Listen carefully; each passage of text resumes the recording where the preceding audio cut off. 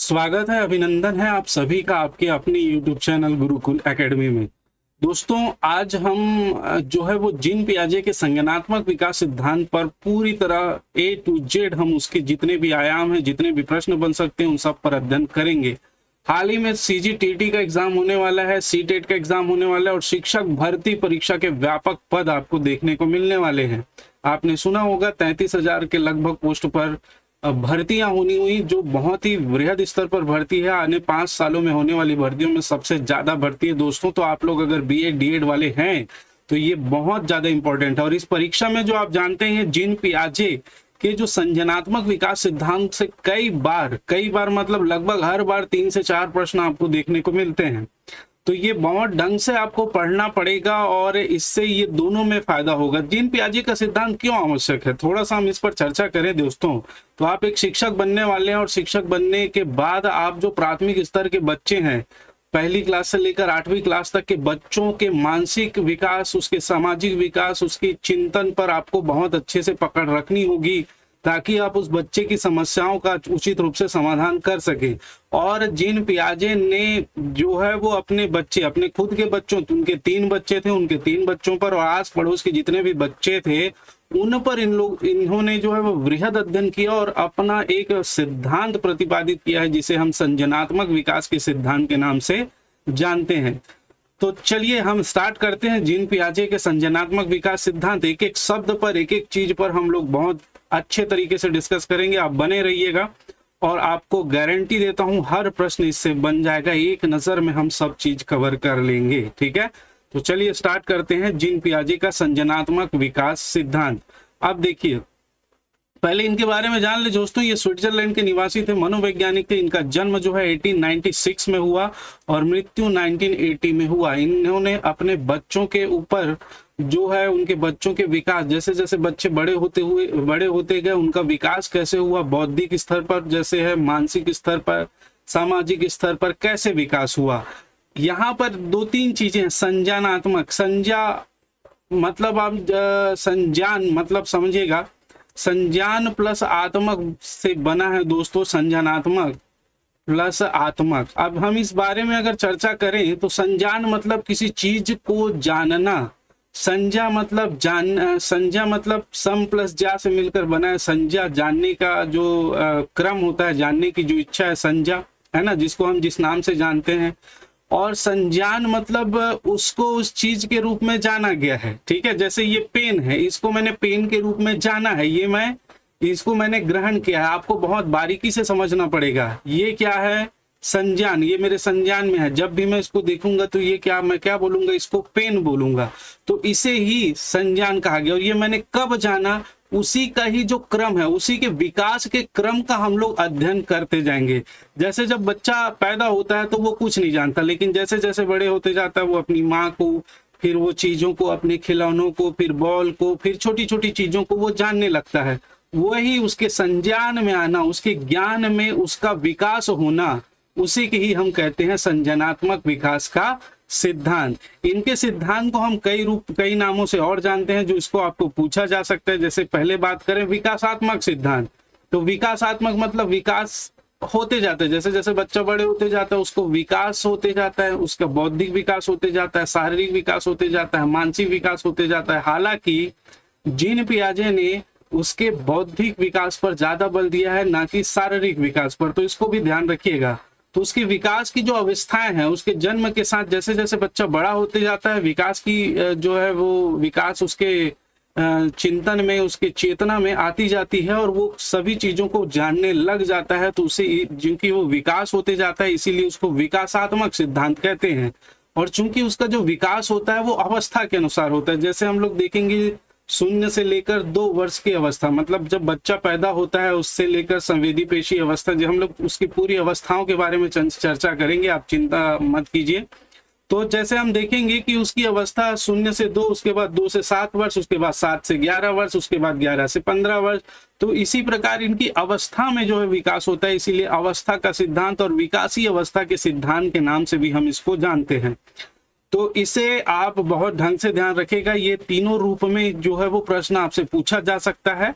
तो ये किसका है? जीन पियाजे का ही जो है वो संज्ञानात्मक विकास की अवस्था का सिद्धांत है। चलिए आगे बढ़ते हैं। इन्हों जनक कहा जाता है किसका? संज्ञानात्मक विकास का जनक किसे कहा जाता है पूछेंगे तो जीन पियाजे को। ठीक है, संज्ञानात्मक विकास का जनक किसे कहा जाता है तो जीन पियाजे को। दूसरा देखिए, विकासात्मक मनोविज्ञान का जनक किसे कहा जाता है तो ये भी जीन पियाजे को। निर्माण व खोजी अवस्था के प्रतिपादक किसे कहा जाता है तो ये भी कहा जाता है दोस्तों जीन पियाजे को। ठीक, तो इसे आप ध्यान रखिएगा। चलिए आगे चलते हैं।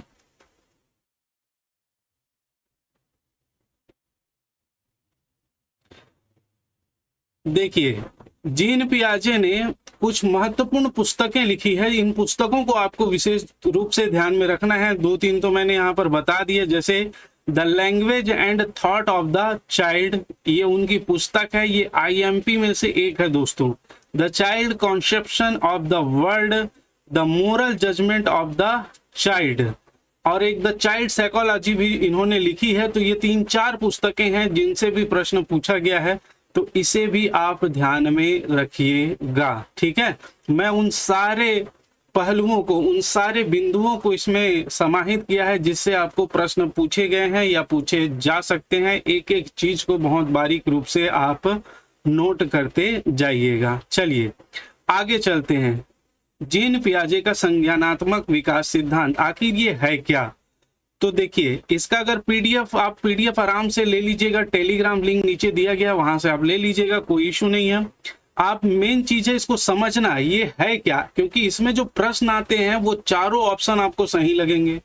आपने प्रश्न पत्र पढ़ा होगा, देखा होगा, दिए होंगे पेपर तो जानते होंगे। इसमें जो 4 ऑप्शन रहते हैं वो चारों के चारों हमको ये लगता है कि ये चारों सही हैं, लेकिन हमको उचित उत्तर का चुनाव करना होता है और उसके लिए आपको इसको बारीक रूप से समझना बहुत आवश्यक है। चलिए तो इसी का प्रयास हम करते हैं। जीन पियाजे द्वारा प्रतिपादित संज्ञानात्मक विकास सिद्धांत, थ्योरी ऑफ कॉग्निटिव डेवलपमेंट, मानव बुद्धि की प्रकृति एवं उसके विकास से संबंधित एक विशद, स्वच्छ, निर्मल व उज्जवल सिद्धांत है। पियाजे का मानना था कि व्यक्ति के विकास में उसका बचपन एक महत्वपूर्ण भूमिका अदा करता है। बिल्कुल सही बात है। व्यक्ति बड़ा होकर कैसे होगा ये पूरा डिपेंड, उसका नींव जो है वो किस पर रहता है, उसके बचपन पर। पियाजे का सिद्धांत विकासी अवस्था सिद्धांत कहलाता है। यह सिद्धांत ज्ञान की प्रकृति के बारे में है और बतलाता है कि मानव कैसे ज्ञान क्रमशः इसका अर्जन करता है, कैसे इसे एक एक कर जोड़ता और कैसे इसका उपयोग करता है। यही इसके अवस्था पर क्रमशः अध्ययन होता है। इसीलिए विकास क्रमशः एक क्रम में हुआ, फिर दूसरे क्रम में, फिर तीसरे क्रम में, इसीलिए इसको विकासी अवस्था का भी सिद्धांत कहते हैं। ठीक, नेक्स्ट देखिए, जीन पियाजे ने व्यापक स्तर पर संज्ञानात्मक विकास का अध्ययन किया। पियाजे के अनुसार बालक द्वारा अर्जित ज्ञान के भंडार का स्वरूप विकास की प्रत्येक अवस्था में बदलता है। बिल्कुल बदलता है। 0 से लेकर 2 वर्ष तक के बच्चे का जो ज्ञान है वो 2 से जब आगे चलता है बच्चा, आगे आयु जब उसकी बढ़ते जाती है, तब उसके ज्ञान का विकास जो है, उसके अर्जन का, ज्ञान के अर्जन का जो है अवस्था बदलते जाती है ना। पहले वो किसी छोटे चीज को जानता है, फिर उसके बारे में व्यापक रूप से जानता है, फिर उसको वो परिवर्तित करता है। बहुत सारी अवस्थाएं, विकास के प्रत्येक अवस्था में बदलता रहता है उसका ज्ञान। ठीक है, तो देखेंगे हम ये कैसे कैसे होता है, सारी चीजें देखेंगे और परिमार्जित होते रहता है। पियाजे के संज्ञानात्मक सिद्धांत को विकासात्मक सिद्धांत भी कहा जाता है, चूंकि उसके अनुसार बालक के भीतर संज्ञान का विकास अनेक अवस्थाओं से होकर गुजरता है, जिसके बारे में हमने बात की, इसीलिए इसे अवस्था सिद्धांत भी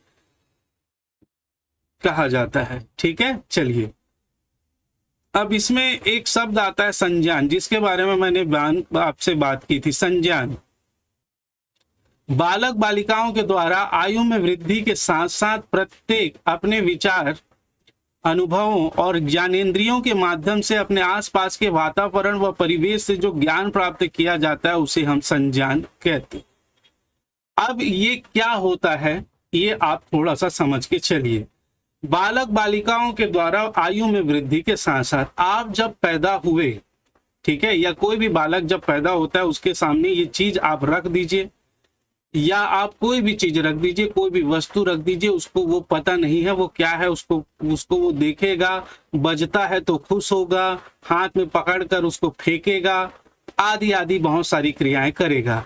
लेकिन जैसे जैसे उसको ये नहीं पता है कि वो क्या है, अगर आप उसके सामने 2000 का नोट भी रख दोगे तो भी उसको नहीं पता है कि वो क्या है, वो चीर फाड़ कर करके फेंक देगा, है ना। लेकिन जैसे जैसे वो बड़ा होता है, जब उस समय वो कागज उसके खेलने वेलने से कोई मतलब नहीं, उसके पास है तो वो उसको पकड़ेगा, तोड़ेगा, फेंक देगा। लेकिन जैसे जैसे बड़ा होता जाएगा, उसके विचार में परिवर्तन होगा, अनुभव में, और अपने ज्ञानेंद्रियों के माध्यम से वो चीजों को सीखता हुआ जाएगा। जब आपने बताया कि बेटा ये पेन है, ये पैसा है, इससे ऐसा होता है, तो उसके विचार में, उसके अनुभव में परिवर्तन होते जाता है। किसके द्वारा? आसपास के वातावरण और परिवेश के द्वारा, और इसी के द्वारा जो उसके मन मस्तिष्क में ज्ञान होता है, ज्ञान होता है, जिसे आप ज्ञान कहते हैं, वो एक्चुअल में ज्ञान है दोस्तों। तो वह जो है वो क्या कहलाता है? संज्ञान कहलाता है। जैसे ये चीज था, ये चीज के बारे में आपने जब उसको बताया कि बेटा ये पेन है, अब उसके मस्तिष्क में जो है वो इसका एक स्थायी ज्ञान क्या हो गया? केंद्रित हो गया, कि जब भी इसको देखेगा उसको क्या समझ में आ गया, अब ये क्या है, क्या है, संज्ञान में उसके आ गया। अब ये देखेगा तब क्या बोलेगा? ये पेन है, ठीक है। जैसे पैसा है, उसको देखेगा तो उसके क्या बोलेगा? ये पैसा है, तो वो उसके संज्ञान में आ गया, उसके ज्ञान में आ गया, उसके मस्तिष्क में इसका एक स्वरूप निर्धारित हो गया। उसे ही हम क्या कहते हैं? संज्ञान कहते हैं, ठीक है। मैंने कहा कि एक एक शब्द पर चर्चा करेंगे, तो आप बिल्कुल भी चिंता ना करें। नेक्स्ट देखिए, जीन पियाजे के संज्ञानात्मक विकास के सिद्धांत की व्याख्या के कुछ महत्वपूर्ण संप्रत्यय निम्नलिखित हैं। देखिए यहां पर एक शब्द आएगा संप्रत्यय, बार बार। संप्रत्यय का अर्थ होता है अवधारणा। क्या होता है? अवधारणा। किसी चीज के बारे में हम कुछ जान जाते हैं, एक अवधारणा, एक धारणा हम जो निश्चित करते हैं, उसके संप्रत्यय बोलते हैं। इसका और भी अर्थ होता है, एक होता है स्वीकृति, अवधारणा, हम कई नामों से इसको जानते हैं, ठीक है, तो ध्यान रखिएगा। तो इसके अवधारणा क्या है? इसके विकास के सिद्धांत की व्याख्या में जब इन्होंने जो कुछ अवधारणाएं दी है, उन अवधारणाओं को समझेंगे तो हम आगे उस चीज के बारे में अच्छे से जान पाएंगे कि वो क्या बोलना चाह रहे थे। जीन पियाजे का संज्ञानात्मक विकास का जो सिद्धांत है वो एक्चुअल में क्या व्याख्या करनी चाह रही है, उसको हम समझ पाएंगे जब हम इन शब्दों के बारे में जान पाएंगे। और ये शब्द से कई बार जो है वो प्रश्न पूछा गया है, ध्यान रखिएगा। नेक्स्ट देखिए हम क्या है, पहला संप्रत्यय या पहली अवधारणा है अनुकूलन की। अनुकूलन क्या होता है? अनुकूल होना। आपने अनुकूल शब्द पहले सुना होगा। अनुकूल मतलब आप जो है अपने वातावरण के अनुसार, अपने घर के अनुसार, अपनी परिस्थिति के अनुसार अपने आप को ढाल लेना, वही क्या है? अनुकूलन कहलाता है, ठीक है। देखिए पियाजे के अनुसार अनुकूलन एक मौलिक जैविक प्रक्रिया है जो सभी जीवों में अनुकूलन की क्षमता होती है, जन्मजात होती है। देखिए ये जैविक प्रक्रिया है। जैविक प्रक्रिया कहा है किसने? पियाजे ने। जैविक प्रक्रिया मतलब जब बच्चा पैदा होता है तभी से उसमें अनुकूलन का गुण पाया जाता है। जैसे जब बच्चा पैदा हुआ तो वो कहाँ पैदा हो रहा है, ठीक है, जैसे ठंडे प्रदेश में पैदा हुआ है, गर्म प्रदेश में पैदा हुआ है, किस देश में पैदा हुआ है, उसके अनुसार वो क्या होता है दोस्तों? ढल जाता है, ठीक है। और ये क्षमता उसकी जन्मजात होती है। वहाँ का पानी कैसा है, वहाँ का खाना कैसा है, वो उसको एक्सेप्ट कर लेता है और उसी के अनुसार वह ढल जाता है, और ये क्षमता उसमें जन्मजात होती है। ये किसका मानना है? पियाजे का, ठीक। नेक्स्ट देखिए, अपने वातावरण के साथ सामंजस्य स्थापित करने की जन्मजात मूल प्रवृत्ति को अनुकूलन कहते हैं। बिल्कुल सही बात है जो अभी हमने बताया। अपने वातावरण, जिस वातावरण में वो रह रहा है, जिसमें वो पैदा हुआ है, उसके अनुसार, उस वातावरण की सारी परिस्थितियों के अनुसार एक सामंजस्य स्थापित कर लेने की जो जन्मजात मूल प्रवृत्ति होती है, उसे ही हम क्या कहते हैं? अनुकूलन कहते हैं, ठीक। मेरे ख्याल से आप लोगों को ये बहुत अच्छे से समझ में आ गया। नहीं आया होगा तो आप बिल्कुल कमेंट बॉक्स में कमेंट कर दीजिएगा, हम इस पर चर्चा करेंगे। नेक्स्ट बात करें, अनुकूलन हमने देखा, अनुकूलन के दो तत्व होते हैं, दो तत्व जो मुख्य रूप से हम इसको ध्यान रखेंगे। पहला एक होता है आत्मसातीकरण या आत्मसातकरण। आत्मसातीकरण मतलब आत्मसात कर लेना। आत्मसात कर लेना मतलब अपने अंदर पूरी तरह से उतार लेना, ठीक है। आत्मसात, आत्मा में सात कर लेना, मतलब अपने आप में उसको पूरी तरह उतार लेना, अपने जान में, अपने मस्तिष्क में, अपने मन में, उसे ही हम क्या कहते हैं, आत्मसातीकरण कहते हैं। जैसे पियाजे के अनुसार पूर्व ज्ञान के साथ नवीन ज्ञान को जोड़ने की प्रक्रिया आत्मसातीकरण कहलाता है। देखिए, पूर्व ज्ञान के साथ, पूर्व ज्ञान मतलब एक बालक था या बालिका थी, ठीक है, उसके घर में एक गाय थी। अब उन्होंने देखा कि उसके घर में एक 4 पैर वाला एक जीव है, उसका एक पूंछ है, उसके 2 सींग है, और इसने इसको देखकर एक अवधारणा उसके घर वालों ने बताया कि ये क्या है, तो उन्होंने कहा कि ये गाय है। अब इसके मन मस्तिष्क में भी वो क्या हो गया, गाय का एक छवि उसके अंदर बन गया। अब ये बालिका जो जानती है वो ये जानती है कि काले कलर के 4 पैर वाली जो है और एक पूंछ वाली जो है वो क्या होती है, उसे हम गाय कहते हैं। ये उसकी अवधारणा, क्योंकि वो बचपन से इसी को देखी है, क्योंकि उसके इस घर में है। उसके बाद उन्होंने एक बार फिर से जब बाहर किसी अन्य गाय को देखा जो सफेद कलर की है, क्या है, व्हाइट कलर की, अब काले कलर की नहीं है, 4 पैर इसके भी हैं, एक पूंछ है, और ये कौन से कलर की है, सफेद कलर की है। अब उसको बताया गया कि ये भी गाय है, उसको ज्ञान हुआ कि ये भी क्या होती है, गाय होती है। तो इसका जो पूर्व ज्ञान था, पूर्व ज्ञान क्या था कि 4 पैर वाले, जो 4 पैर वाली एक पूंछ वाली काले कलर के जो जीव है उसको गाय कहते हैं। उसमें इसने क्या किया, नवीन ज्ञान को जोड़ा और आत्मसात किया। अब नवीन ज्ञान क्या जोड़ा कि वो केवल काले कलर की नहीं, वो सफेद कलर की भी हो सकती है, लाल कलर की भी हो सकती है, कई प्रकार के कलर की हो सकती है, जिसके 4 पैर होते हैं, एक पूंछ होती है, उसे हम गाय कहते हैं। अब ये ज्ञान उसने क्या कर लिया, आत्मसात कर लिया। अब दूसरी बार आप व्हाइट कलर का गाय लाएंगे, लाल कलर का गाय लाएंगे, तब वो क्या एकदम निश्चित होगा कि वो क्या है, कि ये भी क्या होती है, गाय होती है। इसी की क्या कहते हैं, आत्मसातीकरण या आत्मसातकरण कहा जाता है। क्लियर है? चलिए नेक्स्ट पॉइंट पर चर्चा करें। दूसरा अनुकूलन का जो तत्व है वो है समायोजन। समायोजन क्या है? पियाजे के अनुसार समायोजन एक ऐसी प्रक्रिया है जिसमें नए विचारों या अनुभवों के परिणाम स्वरूप मौजूदा ज्ञान या विचारों को परिवर्तित किया जाता है। इस प्रक्रिया के दौरान नए ज्ञान का भी विकास होता है। इस प्रक्रिया के दौरान नए ज्ञान का भी क्या होता है, विकास होता है। अब देखिए, पिछली स्लाइड में हमने देखा कि एक बालिका जो थी, उस बालिका ने अपने घर की गाय को देखा काले कलर की, तो उसे गाय कहा।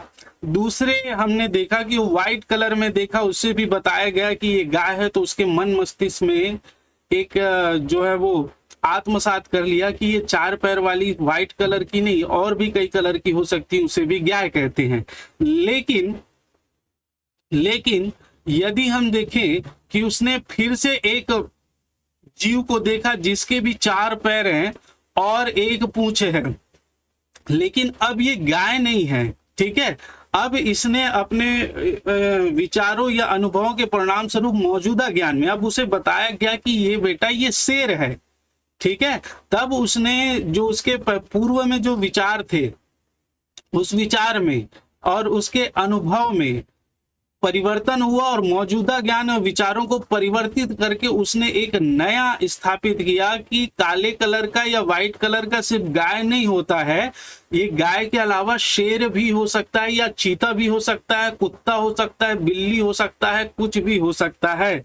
और ये नए ज्ञान का उसको विकास होता है, इसको समायोजन कहते हैं। समान प्रकार से उसको अपने मस्तिष्क में एक धारणा बना लेना, जिसे हम संप्रत्यय कहते हैं, और धारणा विकसित करना कि 4 पैर के जो व्हाइट कलर है, जो काला कलर है, लाल कलर का, केवल गाय नहीं होता है, अन्य जीव भी होते हैं। हिरण हो सकता है, कुत्ता हो सकता है, बिल्ली हो सकता है। वो विचारों और अनुभवों को पुराने ज्ञान के साथ समायोजन कर लेना, मिला लेना, उसे ही हम क्या कहते हैं, समायोजन कहते हैं।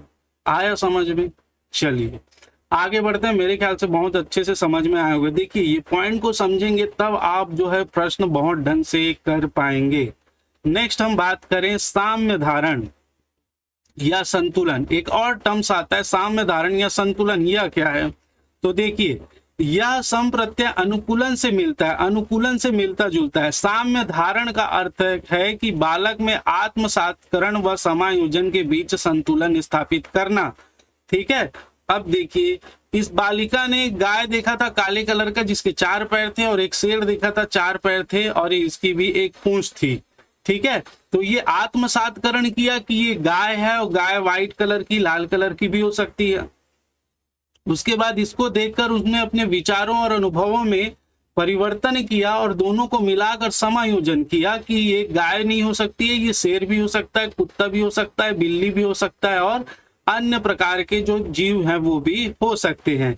तो इन दोनों में साम्य धारण, साम्य धारण मतलब समान रूप से धारण करना या दोनों में संतुलन बनाना, संतुलन स्थापित करना को ही हम क्या बोलते हैं, साम्य धारण या संतुलन बोलते हैं। जैसे अब इसने इस गाय को देखा या ये जो है वो शेर को देखा, शेर क्या बकरी को भी देखे या आप कह लीजिए बिल्ली को देखे, चीता को देखे, इन सभी के बीच संतुलन स्थापित करना कि जब वो 4 पैर के इस जीव को देखे तो ये समझ जाए कि ये बकरी है, इसको देखे तो समझ जाए कि ये चीता है। इन सभी जीवों के बीच एक संतुलन सभी संप्रत्यय अनुकूलन से मिलता है। यह संप्रत्यय अनुकूलन से मिलता है। अनुकूलन जो हमने अभी देखा था, जिसमें हम लोगों ने आत्मसात्मकरण और समायोजन देखा था, सीधे सीधे समझिएगा, संतुलन इसके बीच या अन्य जीवों जैसे बकरी के बीच, चीता के बीच, उसके दिमाग में संतुलन स्थापित हो जाता है। अब वो बकरी को देखेगा तो ये नहीं बोलेगा कि ये गाय है, क्योंकि अब ये बकरी के जो बनावट है, चीता का जो बनावट है, चीता के जो पैर हैं, चीते की जो शक्ल है, या शेर है या गाय है, इन सभी में जो है वो क्या कर लेता है, संतुलन बना लेता है। और इसी संतुलन को समान रूप से वो धारण कर लेता है कि अब देखेगा तो सभी को अलग अलग रूप से पहचान लेगा। इसे ही हम साम्य धारण या संतुलन कहते हैं। ठीक है, मेरे ख्याल से क्लियर है। चलिए आगे चलते हैं। एक शब्द आता है स्कीमा। स्कीमा को देखिए दोस्तों, स्कीमा क्या होता है? स्कीमा एक संज्ञानात्मक संरचना है जो लोगों, स्थानों, वस्तुओं और घटनाओं के बारे में किसी के ज्ञान के लिए एक रूपरेखा के रूप में कार्य करती है। स्कीमा बालक बालिकाओं को दुनिया के बारे में अपने ज्ञान को व्यवस्थित करने और नई जानकारी को समझने में मदद करती है। तो स्कीमा है क्या दोस्तों? 1 मिनट में जरा पानी पी लूं, गर्मी बहुत तेज है और इस गर्मी में ही हमको तपना है, तभी अपने लक्ष्य को प्राप्त करना है।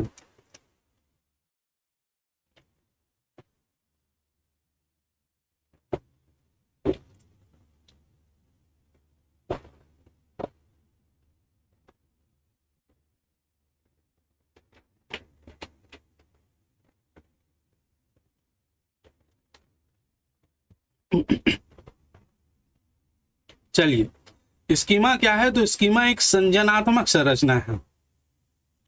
सीधा सीधा समझिए, संज्ञानात्मक संरचना, हमने संज्ञान किया। संज्ञान करना मतलब आप सीधा समझ लो, आपको ज्ञान प्राप्त होना। आप जैसे जैसे बड़े होते गए, आपको चीजों के रूप में जो ज्ञान प्राप्त होती गई, उसी को ही संज्ञान कहते हैं। अब उसकी एक संरचना है, एक व्यवस्थित क्रम है जो लोगों, स्थानों, वस्तुओं और घटनाओं के बारे में किसी ज्ञान के लिए रूपरेखा में कार्य करती, रूपरेखा के रूप में कार्य करती है।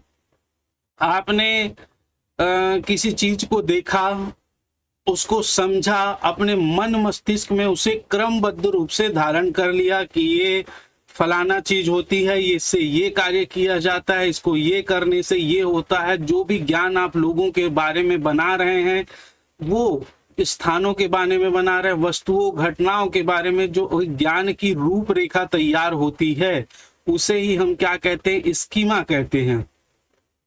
इससे बालक बालिकाओं को दुनिया के बारे में अपने ज्ञान को व्यवस्थित करने और नई जानकारी को समझने में मदद मिलती। जैसे हमने अभी शुरू में देखा कि जैसे गाय और बैल या भैंस का उदाहरण हमने देखा, तो भैंस के रूप में उन्होंने ज्ञान प्राप्त किया, या किसी भी जीव के रूप में या पेन के रूप में ज्ञान प्राप्त किया।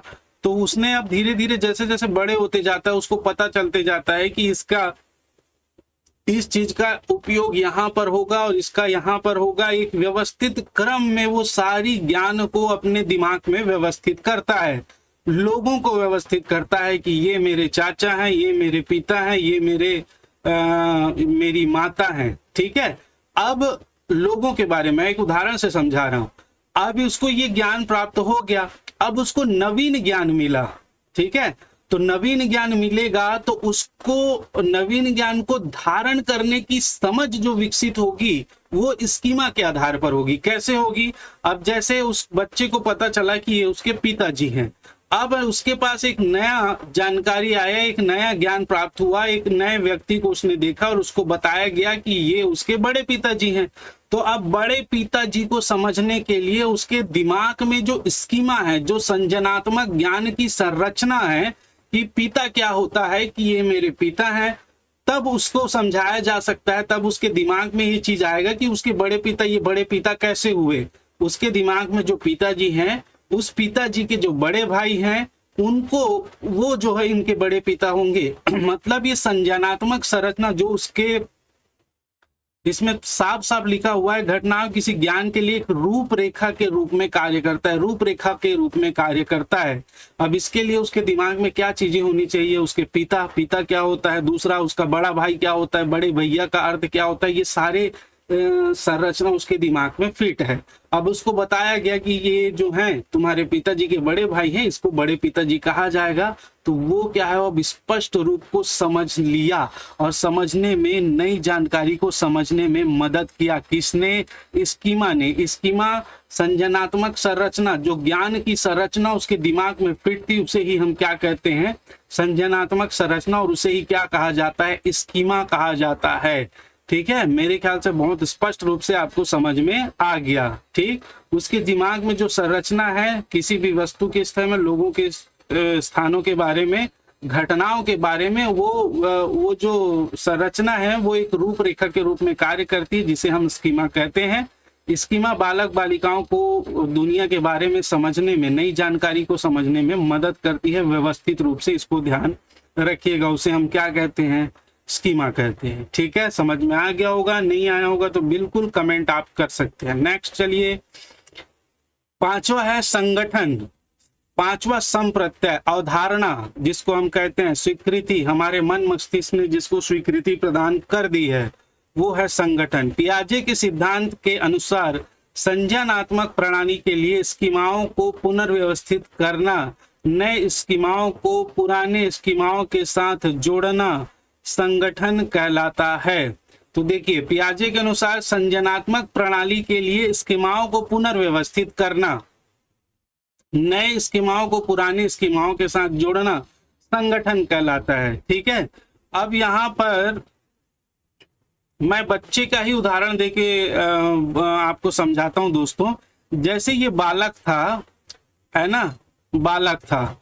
अब इस बालक को बताया गया कि उसके बड़े पिता, मैं आप सभी जानते हो बड़े पिताजी का मतलब क्या होता है। तो बड़े पिताजी जो लोगों को बोला जाता है, ये एक बड़े पिताजी हो गए। और ये बड़े पिताजी कौन थे? इनके पिताजी के बड़े भाई थे। अब उसके दिमाग में ये संज्ञानात्मक संरचना, स्कीमा एक फीड थी। ठीक है, उसके दिमाग में पता चल गया कि पिताजी के बड़े भाई को बड़े पिताजी कहा जाता है। लेकिन वहीं पर उसको बताया गया कि उसकी माता जी, उसकी जो माँ थी, उसकी माँ की जो बड़ी बहन थी, और उस बड़ी बहन का जो पति था, उसको भी बड़े पिताजी कहते हैं। उसे भी क्या कहते हैं? कई जगह जो है वो बड़े पिताजी कहते हैं।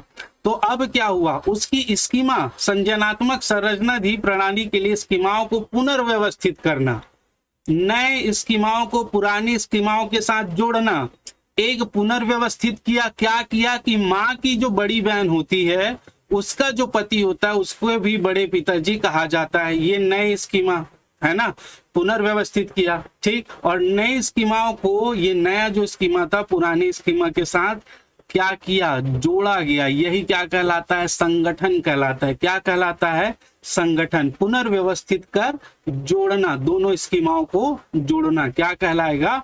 संगठन कहलाता है। ठीक है, इसे कई आधार पर समझ सकते हैं। मैं केवल उदाहरण आपके दिमाग में इन चीजों को व्यवस्थित रूप से क्रमबद्ध रूप से सेट करने के लिए दे रहा हूं दोस्तों। मेरा प्रयास है, आपको आशा करता हूं समझ में आ रहा होगा। चलिए आगे बढ़ते हैं। अब ये थे संप्रत्यय जिसके बारे में हमने चर्चा किया। संज्ञानात्मक विकास की अवस्थाएं।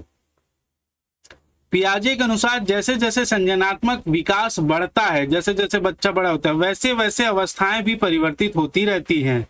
किसी विशेष अवस्था में बालक के समस्त ज्ञान, विचारों, व्यवहारों के संगठन के एक सेट यानी समुच्चय तैयार होता है, जिसे पियाजे स्कीमा कहते हैं।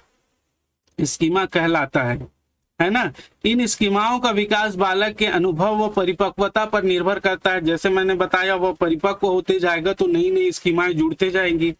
बालक के संज्ञानात्मक विकास की 4 अवस्थाएं बताई है जीन पियाजे ने, जो वेरी वेरी इंपॉर्टेंट है, बहुत ज्यादा महत्वपूर्ण है। कैसे कैसे और कौन कौन सी है, एक एक करके हम देखते हैं और बहुत डिटेल में हम उसकी चर्चा करेंगे। जैसे देखिए, जीन पियाजे ने संज्ञानात्मक विकास की 4 अवस्थाएं बतलाई है। पहला जो है वो संवेदी पेशी अवस्था या इंद्रिय गति अवस्था भी कहा जाता है, सेंसरी मोटर स्टेज कहा जाता है। दूसरा है पूर्व संक्रिय अवस्था, प्री ऑपरेशनल स्टेज। तीसरा है मूर्त संक्रिय अवस्था, कॉन्क्रीट ऑपरेशनल स्टेज। और चौथा है औपचारिक संक्रिय अवस्था, स्टेज ऑफ फॉर्मल ऑपरेशन।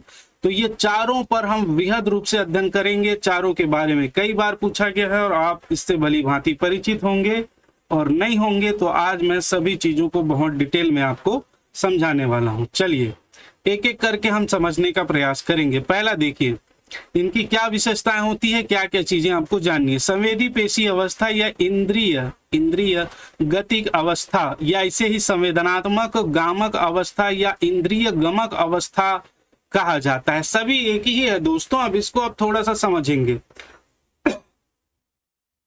संवेदी पेशी अवस्था संवेदना के आधार पर, है ना, संवेदना के आधार पर जो अवस्था होती है, या इंद्रिय मतलब हमारी इंद्रिय है ना, 5 इंद्रियां होती हैं, आंख, कान, नाक, मुंह, स्पर्श, त्वचा, है ना, स्पर्श के लिए, और नाक सूंघने के लिए, जीभ स्वाद के लिए। तो यही इंद्रियों की अवस्था, यही संवेदना इन्हीं से ही होती है। तो संवेदनात्मक गामक अवस्था या इंद्रिय गमक अवस्था, ये सिर्फ नाम है, आपको समझना है। केवल संवेदना जो है इंद्रियों से होती है, इसीलिए इंद्रिय पेशी अवस्था, इंद्रिय गतिक अवस्था, संवेदनात्मक गामक अवस्था, इंद्रिय गमक अवस्था कहते हैं। पहला स्टेज, जिसे सेंसरी मोटर स्टेज भी कहा जाता है, जो जन्म से लेकर 2 वर्ष तक रहता है। इसे कई जगह 0 से 2 वर्ष तक भी लिखा जाता है। तो ये यही है, 0 मतलब जब बच्चा पैदा हुआ तब से लेकर 2 वर्ष तक की अवस्था को संवेदी पेशी अवस्था कहते हैं। क्या विशेषताएं होती है इसकी,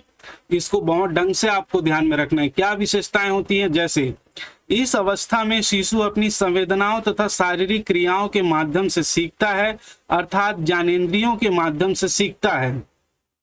आपने देखा होगा इस वर्ष 0 से 2 वर्ष की अवस्था में बच्चा जो है वो कैसे सीखता है, अपने संवेदनाओं के माध्यम से सीखता है। ठीक है, शारीरिक क्रियाओं के माध्यम से सीखता है, ज्ञानेंद्रियों के माध्यम से सीखता है। बच्चे को आप जैसे छोटा सा जो बच्चा होता है, उसको जब हम लोग चिल्लाते हैं, जुचकाते हैं, तो वो देखकर, आंखों से देखकर उसकी भाव भंगिमाएं चेंज हो जाती है।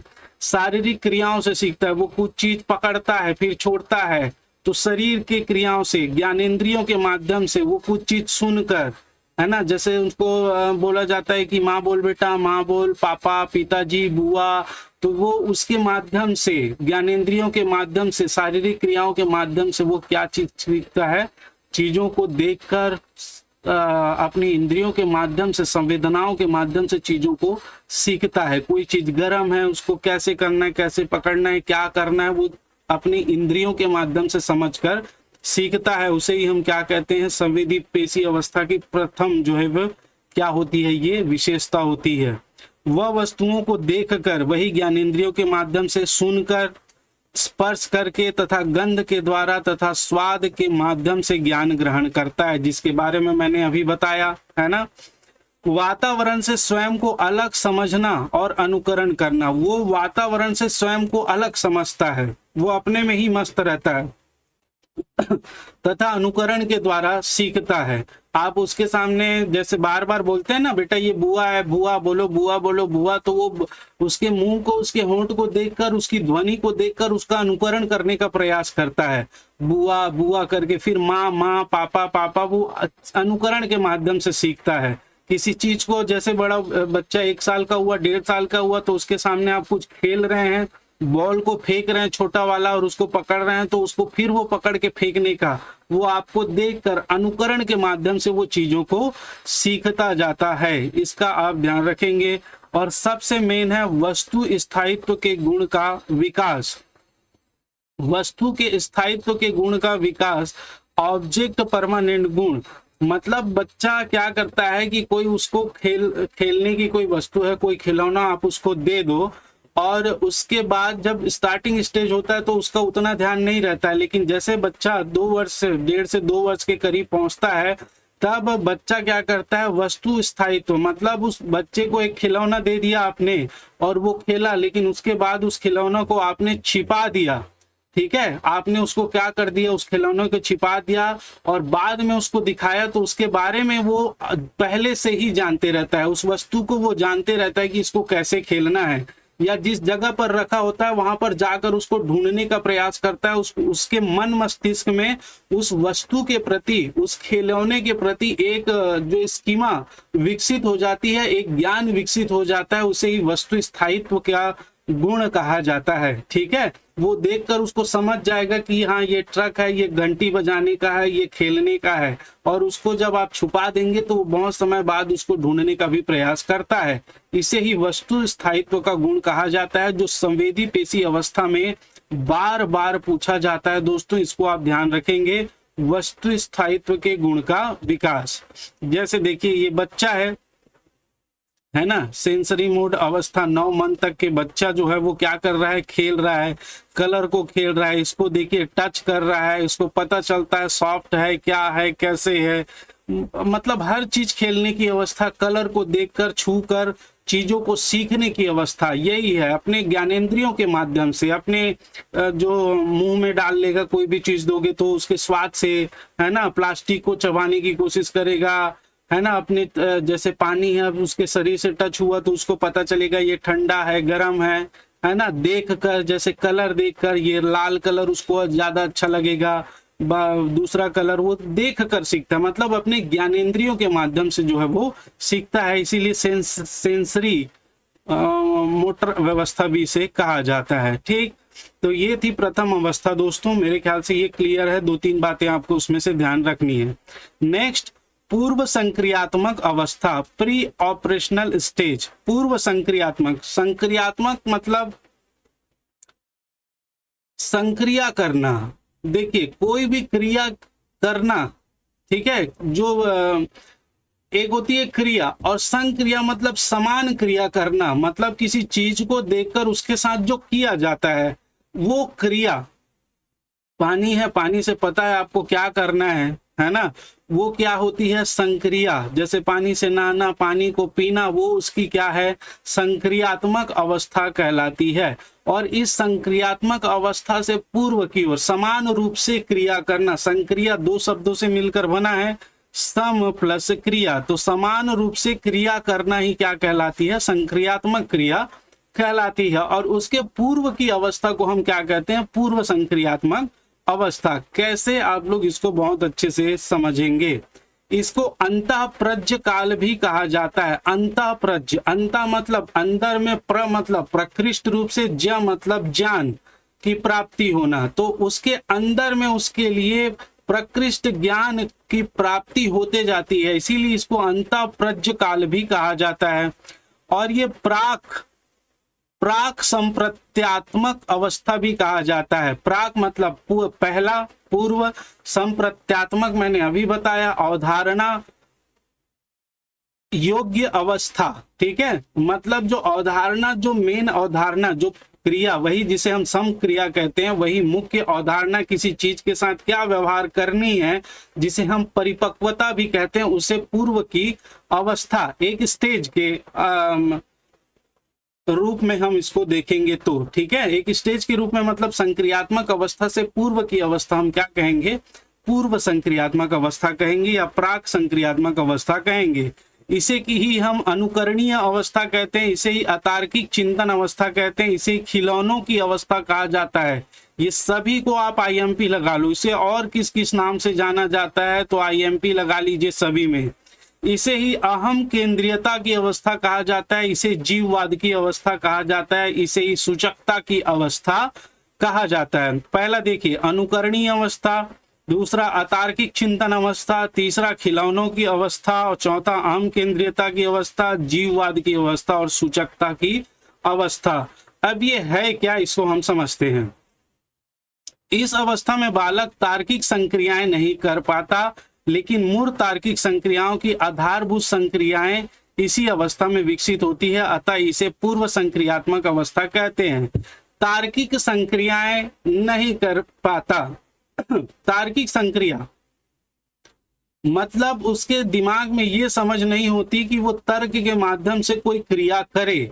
वो यहाँ पर कोई चीज को देखकर, किसी वस्तु को, किसी जीव को, किसी जंतु को देखकर वो जो है वो क्रिया करता है, उसमें कोई उसका तर्क नहीं होता है। ठीक है, खिलौनों की अवस्था इसीलिए कहते हैं, इसको खेलते हैं, है ना, तर्क नहीं होता, वो किसी भी चीज को किसी भी तरह से वो खेलने लग जाता है। ठीक, तो तर्क नहीं होता है, उसमें योग्यता का विकास नहीं हो पाता है, इसीलिए इसको तार्किक संक्रियाएं, तार्किक संक्रियात्मक अवस्था कहते हैं। सॉरी, तार्किक संक्रिया नहीं कर पाता इसलिए अतार्किक संक्रियात्मक अवस्था कहते हैं। ठीक, तो इसको ध्यान में रखिएगा। नेक्स्ट, इसमें देखिए क्या होता है, ये 2 से लेकर 7 वर्ष तक के बालकों में हम इसको हमें ये संक्रियात्मक, पूर्व संक्रियात्मक अवस्था देखने को मिलती है। जैसे बालक में भाषा का विकास प्रतीकों के माध्यम से होता है, शिशु दूसरों के संपर्क से, खिलौने से तथा अनुकरण के माध्यम से ज्ञान ग्रहण करता है। देखिए, प्रतीकों के माध्यम से आप जानते हैं कि हमारे देश में 6 वर्ष के बाद या 5 वर्ष के बाद इसको स्कूल भेजना स्टार्ट कर देते हैं, और आप जब साला जाते हैं तो उसको एक लाइन खींचना, बिंदु बिंदु को मिलाना, ऐसे बहुत सारी चीजें सिखाई जाती है। जैसे वो क्लास 1 में जाता है, उसको ये प्रतीक दिखाया जाता है कि बेटा ये क्या है, अनार है, ये क्या है, आम का है, और उसको प्रतीक दिखाया जाता है कि इस प्रकार से जो बेटा बना होता है वो आम कहलाता है। खैर मैं बहुत खराब बनाया हूँ, है ना। वैसे ही इस प्रकार से जो बना होता है उसे फूल कहते हैं, है ना। वो बहुत सारी चीजें प्रतीकों के माध्यम से सीखता है।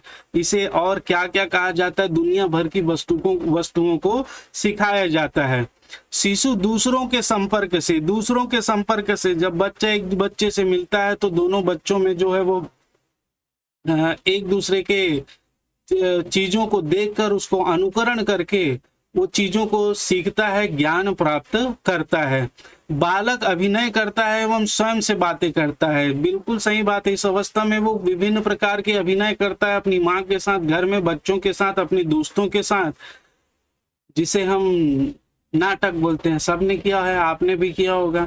एवं स्वयं से बातें करते रहता है। वो समझता है कि मैं ही हूं और मेरे अलावा और कोई नहीं है, और वो स्वयं से बोलते रहता है, अपने आप में मग्न रहता है।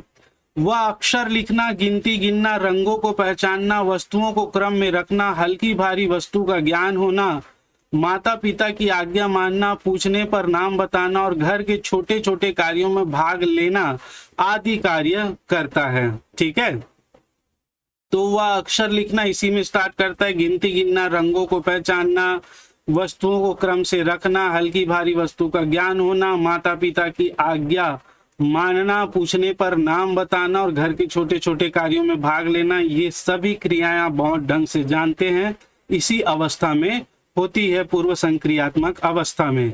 नेक्स्ट हम बात करें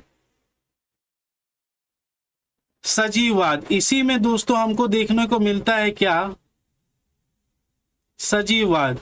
हर वस्तु को वो सजीव समझता है। इस अवस्था में बालक तार्किक चिंतन करने योग्य नहीं होता, इसीलिए इसे अतार्किक चिंतन की अवस्था कहते हैं। आप जानते होंगे जिस अवस्था में जो बालक है, अब जैसे वो चल रहा है, चलते चलते किसी दरवाजे से टकरा गया तो वो गुस्सा करता है, दरवाजे को मारने लग जाता है हाथ पैर में, कि इसने मेरे को मारा। अब जब आके पूछते हैं बेटा क्या हुआ क्या हुआ, तो वो कहता है मम्मा मम्मा इसने मेरे को मारा, उस दरवाजे ने इसको मारा। तो माँ भी उस दरवाजे को 2 थप्पड़ लगा देती है, तुमने मेरे बेटे को क्यों मारा क्यों मारा। तो हर चीज को क्या करता है सजीव, वो सजीव और निर्जीव अवस्था में भेद नहीं कर पाता, वो सभी चीजों को क्या समझता है, सजीव समझता है। ठीक है, ध्यान रखेंगे, इसे सजीववाद की अवस्था कहते हैं और ये पूर्व संक्रियात्मक अवस्था के अंतर्गत पाया जाता है।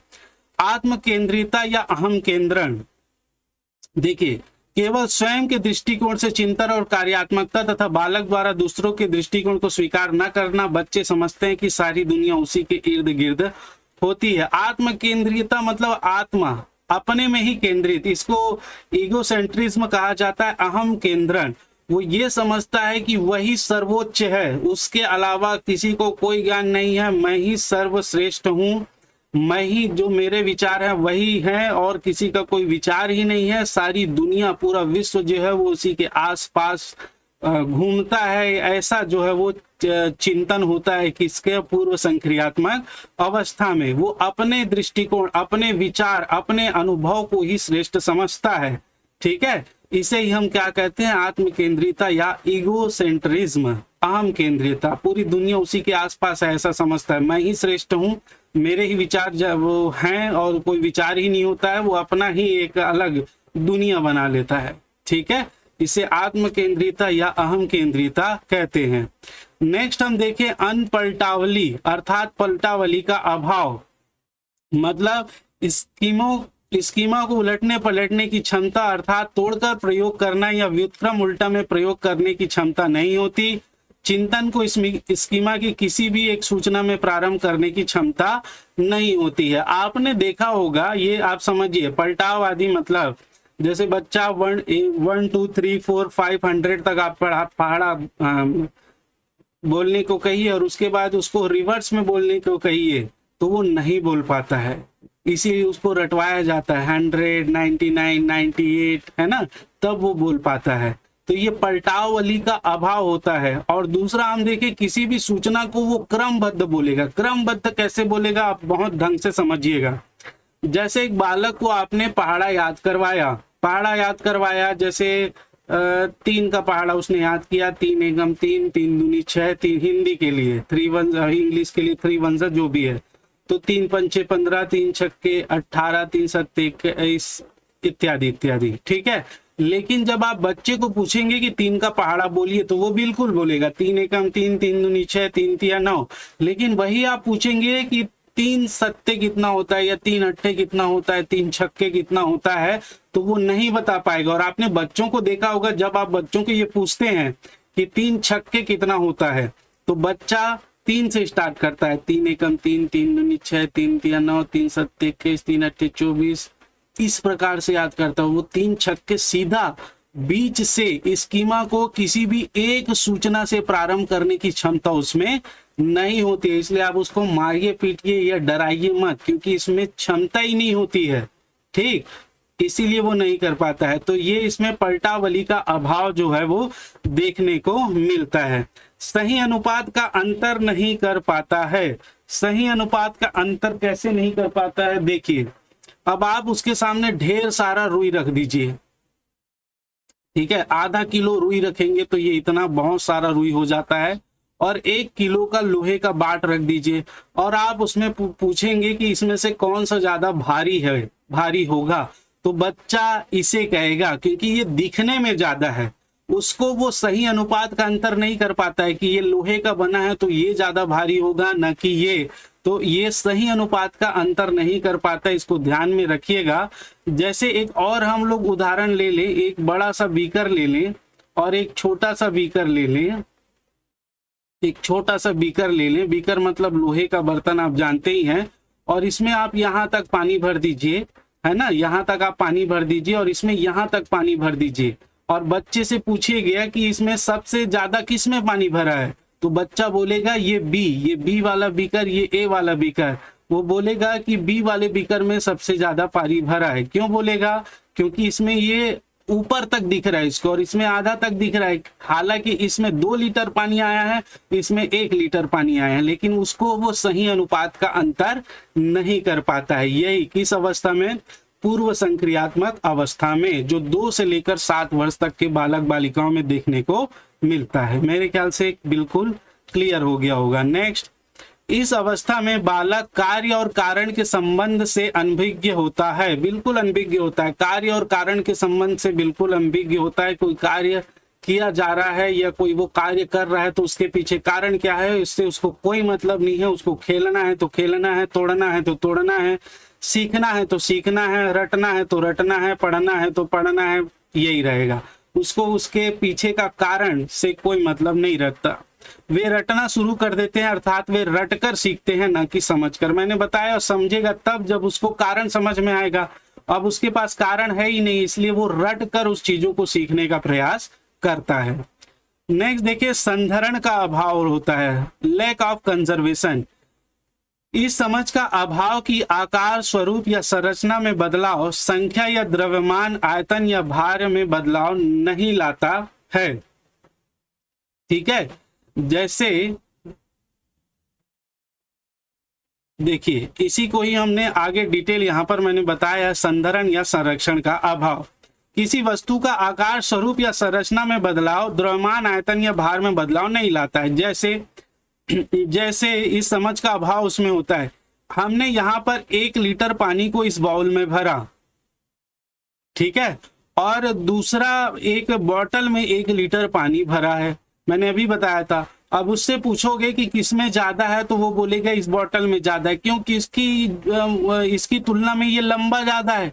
उसको यहाँ पर ये समझ नहीं है कि इसके आकार में परिवर्तन, पानी का आकार, स्वरूप, संरचना में हम लोग दूसरे पात्र में रख दिया, इसके स्वरूप में परिवर्तन आ गया, तो इसके भार में कोई परिवर्तन नहीं होगा, द्रव्यमान में कोई परिवर्तन नहीं होगा। लेकिन यहाँ पर बच्चे इस समझ का अभाव होता है दोस्तों, इसीलिए हम इसको संधारण का या संरक्षण का क्या कहते हैं, अभाव, इसमें लेक ऑफ कंजर्वेशन पाया जाता है। ठीक है, नेक्स्ट चलिए, मुद्रा संप्रत्यय का अभाव, ये बहुत ज्यादा देखने को मिलता है। ठीक है, 2 से 7 वर्ष के बच्चों में, उसके सामने ये गड्डी रख दो और ये नोट रख दो, ये नोट और ये सिक्के रख दो, उसको पूछोगे कौन सबसे ज्यादा है, तो ये सबसे ज्यादा है। ठीक है, डेफिनेटली वो बोलेगा। और इसके बाद बोलोगे इसमें कौन सबसे, मतलब उसके मुद्रा संप्रत्यय का अभाव, तो ये ज्यादा है बोलेगा, ये कम, इसकी मात्रा जो है ये कम बताएगा, उससे इसे कोई मतलब नहीं। इसको दोगे तो भी उससे कोई फर्क नहीं पड़ेगा। वो हालांकि 6-7 साल की अवस्था तक थोड़ी बहुत नॉलेज उसको आ जाती है, परंतु अधिकतर वो इसमें जो है वो अंतर नहीं कर पाएगा। और मुद्रा संप्रत्यय का अभाव उसमें उस वर्ष के बालक बालिकाओं में देखने को हमको मिलता है। वो सही अंतर स्थापित नहीं कर पाता है। मुद्रा संप्रत्यय, ये कागज के नोट हल्के हैं और उसको ठोस चीजें ज्यादा अच्छी लगेंगी, वो ज्यादा इसको बोलेगा कि ये ज्यादा है, इसका ज्यादा है, इसको वो पकड़ के फाड़ भी सकता है। ठीक है, तो मुद्रा संप्रत्यय का अभाव पाया जाता है। उसको ही नहीं पता ये 2000 का नोट है, ज्यादा सामान आएगा, उसको नहीं पता है। उसको एक 2000 का नोट देखिए और एक 10 का नोट दिए, 10 का सिक्का दीजिए, वो 10 के सिक्कों को पकड़ेगा, 2000 को फाड़ भी सकता है। उसको नहीं पता कि इसमें ज्यादा सामान आएगा। ठीक है, तो यही है मुद्रा संप्रत्यय का अभाव। नेक्स्ट अवस्था है दोस्तों, तीसरा अवस्था है मूर्त संक्रियात्मक अवस्था। हमने देखा अभी पूर्व संक्रियात्मक, अब मूर्त संक्रियात्मक, मूर्त हो गया है, अब वो मूर्त संक्रियात्मक अवस्था में पहुंच गया है। 7 से 11 वर्ष, कई जगह 12 वर्ष दिया हुआ है, कोई दिक्कत नहीं है, 11 या 12 दोनों देखने को मिलता है। उचित हम लोग कहें तो 11 होना चाहिए। चलिए ठीक है, मूर्त संक्रियात्मक अवस्था, अब वो संक्रियाएं जो करेगा वो मूर्त रूप में करेगा, मूर्त चिंतन की अवस्था। अब इसमें देखिए क्या क्या विशेषताएं होंगी। सबसे पहले मूर्त चिंतन, कॉन्क्रीट थिंकिंग। बालक अपने आसपास के मूर्त जगत से संबंधित सभी सूचनाओं के अर्जन, प्रक्रमण और वह अवबोधन की क्षमता विकसित कर लेता है। सभी सूचनाओं का अर्जन कर लेता है, प्रक्रमण कर लेता है और अवबोधन, खुद से बोध हो जाना, अवबोध कर लेना की क्षमता विकसित कर लेता है। ऐसी वस्तुएं जिन्हें हम छू सकते हैं, जिन्हें हम देख सकते हैं, जिन्हें महसूस कर सकते हैं, वह सभी मूर्त वस्तुएं होती है। इन्हीं मूर्त वस्तुओं से हमारी ज्ञानेंद्रिय जो सूचनाएं प्राप्त करती है, उन्हें मूर्त सूचनाएं कहते हैं। इन्हीं मूर्त सूचनाओं को मस्तिष्क में आधारित करके हम मूर्त संकल्पना बनाते हैं। इन्हीं मूर्त संकल्पनाओं के आधार पर हम जो चिंतन करते हैं उसे मूर्त चिंतन कहा जाता है। मोटा मोटा कुछ नहीं है, जिसको हम छू सकते हैं, जिसको हम महसूस कर सकते हैं, जिसको हम देख सकते हैं, उनको देखकर हमारे दिमाग में एक सूचना डेवलप हो जाती है कि ये चीजें गर्म है, ये चीजें नरम है, ये चीजें भारी है, ये चीजें बड़ी है, ये चीजें छोटी है, ये मेरी माँ है। और उन मूर्त सूचनाएं जो हमारे दिमाग में, मस्तिष्क में जो विकसित होती है, उससे हम एक संकल्पना, एक कॉन्सेप्ट, एक संप्रत्यय, एक अवधारणा तैयार करते हैं। और इन्हीं मूर्त संकल्पनाओं के आधार पर हम जो चिंतन करते हैं उसे मूर्त चिंतन कहा जाता है। चिंतन मतलब जो सोचते हैं, जैसे माँ सामने आई, ये हमारी माँ है, बहन सामने आई, ये हमारी बहन है, ये भाई है। ये सारी चिंतन की अवस्थाएं जो है वो क्या कहलाते हैं? मूर्त चिंतन, जिसको हम देख सकते हैं, छू सकते हैं, समझ सकते हैं। उन मूर्त संकल्पनाओं, कॉन्सेप्ट का जो चिंतन है उसे हम क्या कहते हैं? मूर्त चिंतन कहते हैं। नेक्स्ट, एक मिनट दोस्तों, पानी पी लूं, तब तक आप आराम से पढ़िए।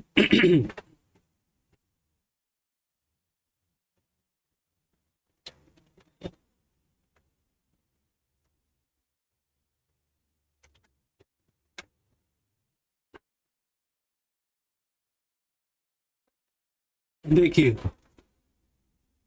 इस अवस्था में बालक दो वस्तुओं के बीच अंतर करना, तुलना करना, समानता व असमानता करना, सही गलत में भेद करना आदि सीख जाता है। बिल्कुल सही बात है। इस अवस्था में आप बच्चों को दो चीज दोगे तो अंतर कर लेगा, तुलना कर लेगा, ये क्या है, ये क्या है, कौन भारी है, कौन तरल है, क्या है, समान है, असमान है, इसमें जो वो अंतर करना आराम से सीख जाता है। आप जानते होते हैं, बहुआयामी चिंतन करना, किसी वस्तु या समस्या के सभी पहलुओं, आयामों, लक्षणों पर एक साथ चिंतन कर पाने की क्षमता विकसित हो जाती है। पहले वो एक आयाम पर चिंतन करता था, किसी चीज के एक पक्ष के बारे में ही सोचता था। उसको कोई चीज चाहिए तो चाहिए, उसको पता नहीं है कि उसमें क्या होगा, उसको लगेगा, उसको चोट आएगी, उससे कोई लेना देना नहीं है, मुझे ये चाहिए। तो वो जिद वाली अवस्था, उसको चाहिए तो चाहिए, वो उसके गलत चीजों के बारे में, गलत उसको नुकसान पहुंचा सकता है इसके बारे में वो नहीं सोचता। वो किसी कुत्ते के पास चले जाएगा या एक ही आयाम के बारे में, एक ही लक्षण, एक ही पहलू के बारे में वो चिंतन करता है। लेकिन इस अवस्था में क्या है, वो बहुआयामी, दोनों पक्षों के बारे में चिंतन करता है कि इसके पास जाऊंगा तो मुझे ये हानि हो जाएगी, या इस क्रिया के विपरीत ये प्रतिक्रिया हो जाएगी। तो इसके बारे में वो क्या करता है? चिंतन करने लग जाता है। नेक्स्ट देखिए, श्रेणीकरण व पदानुक्रमीय वर्गीकरण। इस अवस्था के बच्चों में वस्तुओं को आरोही व अवरोही क्रम में करने की क्षमता आ जाती है। आरोही मतलब होता है दोस्तों 1 2 3 4 बढ़ते क्रम में, और अवरोही क्रम होता है घटते क्रम में 4 3 2 1 0। ये होता है अवरोही क्रम में। तो ये क्रम में व्यवस्थित करने की क्षमता आ जाती है। आप बोलोगे बड़े से छोटे के क्रम में जमाइए तो वो जमा लेगा, और छोटे से बड़े के क्रम में जमाइए तो जमा लेगा। आरोही व अवरोही क्रम में व्यवस्थित करने की क्षमता इसमें मूर्त संक्रियात्मक अवस्था में विकसित हो जाती है। नेक्स्ट बात करें, इस अवस्था में बालक को दिन, तारीख, महीना, वर्ष व दिशाओं आदि का ज्ञान हो जाता है। बिल्कुल 7 से 11 वर्ष तक के बच्चों में देखोगे तो दिन, महीना, तारीख, वर्ष आदि का जो है ज्ञान बिल्कुल हो जाता है। घड़ी देखने लग जाता है, दिशाओं का ज्ञान हो जाता है। संधारण व संरक्षण का विकास इसमें देखने को मिलता है। विभिन्न सूचनाओं को मस्तिष्क में धारण करने के उपरांत उन पर आधारित बहुयामी या बहुदृष्टिकोण चिंतन की अवस्था विकसित हो जाती है। बिल्कुल अवबोधन की क्षमता, जैसे आकार, संरचना, स्वरूप के बदलाव पर भी संख्या, द्रव्यमान, आतर, भार में परिवर्तन नहीं होता है, इसको वो समझ जाता है। अब जो बॉटल देखेगा तो वो लगभग अंदाजा लगा लेगा कि उस 1 लीटर पानी में अगर इसमें भी रखेंगे तो वो 1 लीटर ही होगा, उसका वेट उतना ही होगा, संरचना भी उतनी होगी। इतना बड़ा प्लास्टिक को, जो लंबे प्लास्टिक को पिघलाकर एक बॉल बना दिया जाए तो दोनों का भार एक होगा। उसको ये चीजें अब समझ में आने लग जाती है कि संरचना, स्वरूप में परिवर्तन से आयतन, भार, द्रव्यमान में कोई भी परिवर्तन नहीं होता है। ठीक है। नेक्स्ट हम बात करें व्युत्क्रमणीयता या पलटावली। स्कीमा को उलटने पलटने की क्षमता, अर्थात तोड़कर प्रयोग करने या व्युत्क्रम में प्रयोग करने की क्षमता चिंतन को स्कीमा की किसी भी एक सूचना से प्रारंभ करने की क्षमता, जो इसके पूर्व अवस्था में हम लोगों ने देखा था कि बच्चों में इसका विकास नहीं हो पाता है। जैसे वो पहाड़े के रूप में मैंने बताया था, वो कहीं से भी आप उसको कुछ पूछ दोगे तो उसको याद नहीं रहेगा, वो क्रम से ही जमाने लगेगा, ठीक है, वो उल्टा नहीं बोल पाएगा, ठीक है। तो यहाँ पर व्युत्क्रमणीयता, वो उल्टा सीधा आप कहीं से भी पूछो उसको तोड़कर प्रयोग करने की क्षमता इस मूर्त संक्रियात्मक व्यवस्था में विकसित हो जाती है। चिंतन की स्कीमा को किसी भी एक सूचना से प्रारंभ कर सकता है। इस अवस्था में आप जानते हैं, अगर उसको पूछोगे कि 5 का अगर पहाड़ा पूछोगे, 5 सत्ते कितना होता है तो बता देगा, 6 छक्के कितना होता है तो बता देगा। मतलब स्कीमा जो उसके दिमाग में जो सूचनाएं हैं वो किसी भी अवस्था से आपको वो चीजें आपको बता सकता है, ठीक है। तो इसका जो है विकास हो जाता है। तार्किक विचार प्रक्रिया, संधारण विकेंद्रिकता और संदर्भीकरण से किसी स्कीमा, कार्य, विचार या अन्य निर्णय की तार्किक व्याख्या कर पाते हैं। संधारण विकेंद्रिता और संदर्भीकरण से किसी स्कीमा, कार्य, विचार या निर्णय, कोई भी कार्य है उसके दिमाग में जो लॉजिक है ना, लॉजिक है, जो थॉट्स है, जो विचार है, जो स्कीमा है, उस पर जो है वो जो भी कार्य करेगा, जो विचार है, जो निर्णय है, उसकी तार्किक व्याख्या कर पाता है तर्क के अनुसार कि वो चीज हुई है, कोई कार्य हुआ है तो कैसे हुआ है उसके बारे में वो उचित निर्णय कर पाता है। उसके ऊपर तर्क संगत जो है वो क्या करता है, अपना तर्क रख सकता है कि ये ऐसे हुआ है, ये ऐसे नहीं हुआ है, तार्किक व्याख्या कर सकता है, ठीक। इसको ध्यान में रखेंगे।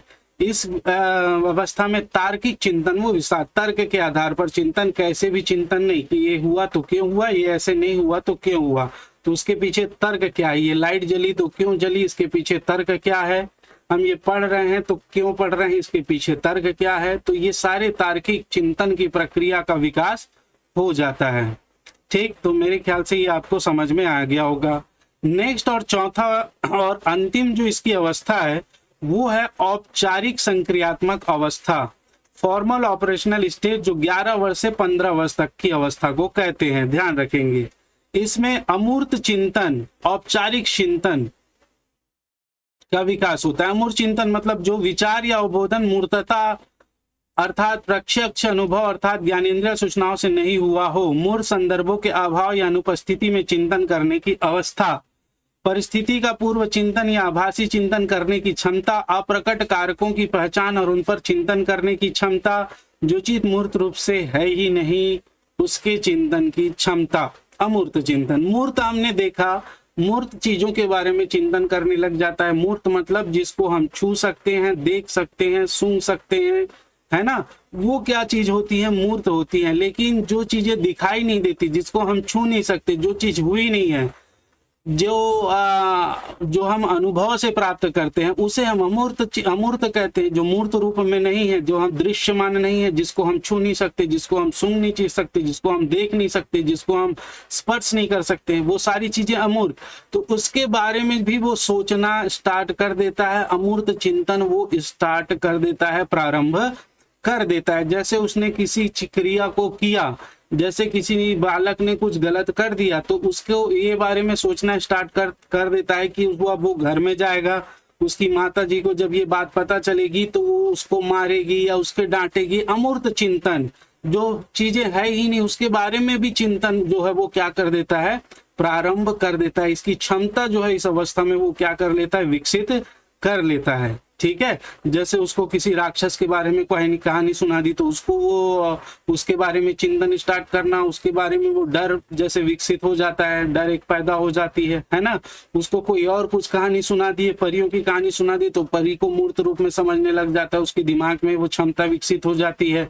भगवान के बारे में बता दिए तो उनको ये लगता है कि उनके हर कदम पर भगवान उनके साथ है, हालांकि हैं, बस देखने का नजरिया चाहिए। तो ये अमूर्त चिंतन भी जो है वो किस अवस्था में स्टार्ट होता है, औपचारिक संक्रियात्मक अवस्था में, ठीक। नेक्स्ट बात करें, इस अवस्था में बालक बालिकाओं का मानसिक विकास पूर्ण हो जाता है। तो बालक बालिकाओं का जो मानसिक विकास है वो किस अवस्था में पूर्ण होता है, बहुत ढंग से याद रखेंगे, किस अवस्था में,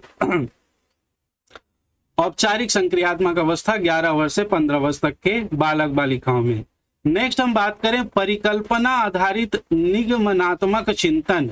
परिकल्पना आधारित निगमनात्मक क्या है? ये किसी भी परिस्थिति को एक समस्या के रूप में अवबोधित करते हुए निगमन आधारित अमूर्त तर्कणा के साथ उसके समाधान हेतु परिकल्पना निर्माण करना। मतलब देखिए, इसका कहने का मतलब देखिए, आप एक व्यक्ति है, ठीक है, एक व्यक्ति है जो कार चलाने जानता है, स्कॉर्पियो चलाने जानता है। वो स्कॉर्पियो में जानता है कि ये क्लच है, ये गियर है, ये ब्रेक है, ये एक्सीलेटर है। वो जानता है कि यहाँ पर मैं ये फर्स्ट गियर लगाऊंगा और एक्सीलेटर दूंगा तो गाड़ी आगे बढ़ेगी।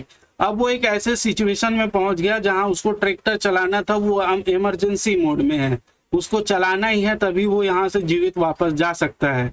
तो वो क्या करेगा? वो एक समस्या के रूप में अवबोधित करते हुए निगमन आधारित अमूर्त तर्कणा, एक अमूर्त तर्कण स्थापित करेगा कि जैसे मैंने ये चलाता हूं वैसे ही इसका भी जो है वो संचालन किया जा सकता है, और एक परिकल्पना का निर्माण करेगा। और जब ट्रैक्टर में बैठेगा वो उसके गियर को उसको स्टार्ट करेगा, उसी प्रकार से चलाने की कोशिश करेगा। वो पहला गियर लगाएगा, एक्सीलेटर देखेगा ये चल रहा है। तो समस्या का समाधान वो के लिए वो परिकल्पना का भी निर्माण करेगा। ठीक है, इसी को कहते हैं परिकल्पना आधारित निगमनात्मक चिंतन। परिकल्पना के आधार पर चिंतन करके समस्या के समाधान के लिए परिकल्पना अधिकार का निर्माण करना, यही है दोस्तों निगमनात्मक चिंतन, हाइपोथेटिको डिडक्टिव थिंकिंग, इसी को ही कहते हैं। चलिए नेक्स्ट हम बात करें, ये हो गया दोस्तों, इसमें तीन ही मुख्य रूप से थे। औपचारिक चिंतन में इन तीनों को आप बहुत ढंग से ध्यान रखेंगे। इस प्रकार से हमारे जीन पियाजे का जो सिद्धांत था वो पूरा कंप्लीट होता है। चारों अवस्थाएं और कुछ संप्रत्यायों के बारे में हमने चर्चा की है, और मेरे ख्याल से ये चीजें बहुत अच्छे से आपको समझ में आ गई है दोस्तों। तो प्लीज लाइक कर दीजिएगा, कुछ डाउट होगा तो कमेंट कर दीजिएगा। आज के लिए इतना ही, और नेक्स्ट क्लास में हम इससे संबंधित सभी प्रश्नों को लेकर चलेंगे जो प्रीवियस ईयर में पूछे गए हैं और जो आगे आने वाले में पूछे जा सकते हैं। ठीक, तो आप अपना प्रेम और स्नेह, प्यार, मोहब्बत ऐसे ही बनाए रखिएगा। आज के लिए इतना ही, आप सभी का बहुत बहुत धन्यवाद। व्यस्त रहिए और निश्चित तौर पर पढ़ते रहिए, क्योंकि ये आपका गोल्डन समय है। ये समय आपने खो दिया तो फिर आपका जीवन अस्त व्यस्त हो जाएगा। तो विशेष रूप से ध्यान रखिए, पढ़ते रहिए, अपने लक्ष्य को जरूर प्राप्त करिए। धन्यवाद।